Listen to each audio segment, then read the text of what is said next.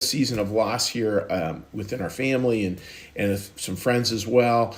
And I just thought it might be important just to do a little time out here and just talk for a minute about one way we can approach this. And this is more just like a global way to approach it. So thank you for joining me today, and I think a great little conversation ahead. So there's times in our life where literally there are no words. There's losses that are just so heavy and so great that there's not like the language around them. There's lots of places where there is language. There's lots of places where there is not language. We're talking about those places where they're not language, where there's been a tragic loss of some sort. And we all experience it. Everybody goes through it in this life. And we can go through it in different ways. For somebody, a tragic loss might look very different than someone else, but they still all have that deep feeling of like emptiness, despair, loneliness, the whole thing. So one of the things that I've noticed over years of being a pastor is one of the temptations is when somebody is in a situation where there really are no words. Like there are no words to this. There's no magical anything. It's so easy to think that our job is to then, if we are the caregiver, is to fill that space with words. And it's pretty inevitable that if you have a group of people and somebody is there who's in the midst of that grief, that somebody will jump right in with a bunch of words. And I want to say like that a situation like this is a little easier for us to just reflect back on that, and when we're not in the middle of it, just go, oh, that might not be such a great idea, because there are no words. There are no words. There are no words. So why put words into it? There are no words. So why actually use the words?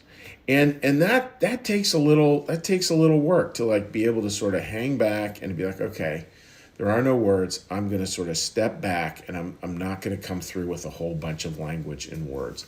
And that creates a space. That creates a silence where the other person is much more readily, I think, able to feel the ministry of presence. It's just a time for presence. That's it.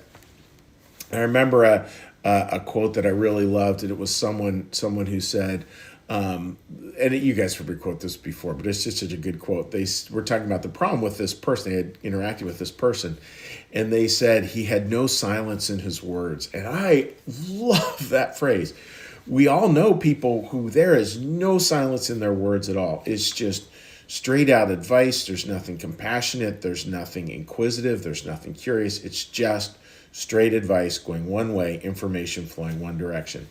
And oftentimes I think that we can fall into that, because we're all prone to, obviously, to have an exchange where there's no silence in our words, is because it's because of our discomfort. We don't know how to handle the silence, so we just jump in with words after words after words after words after words.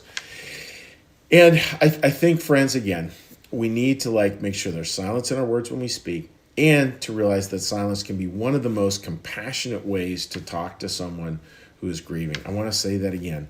Silence may well be one of the most compassionate ways we can talk to someone who's struggling with loss. So friends, that's the thought for today, is just, when you come across that and you may be in the middle of it, it's maybe coming down the road, just create a little space where that can just have a little bit of breath to it. And sometimes that breath is just, boy, that sounds really hard. I'm just going to sit with you here, and that's hard. Let's just take a breath together.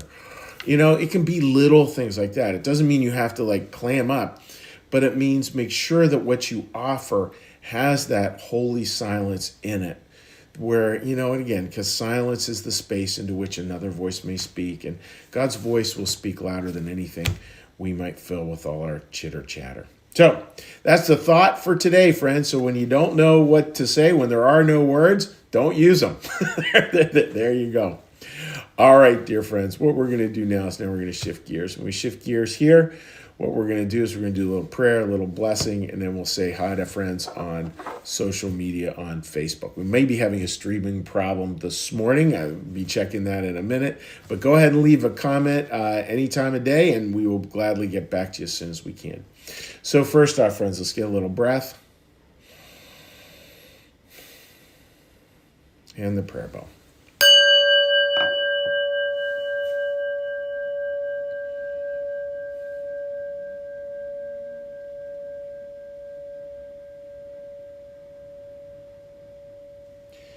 Be still and know that I am God.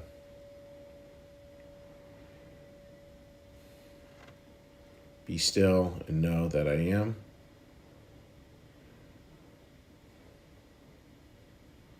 Be still and know that I. Be still and know that.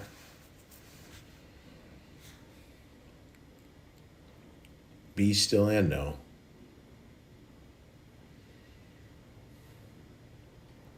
Be still and. Be still.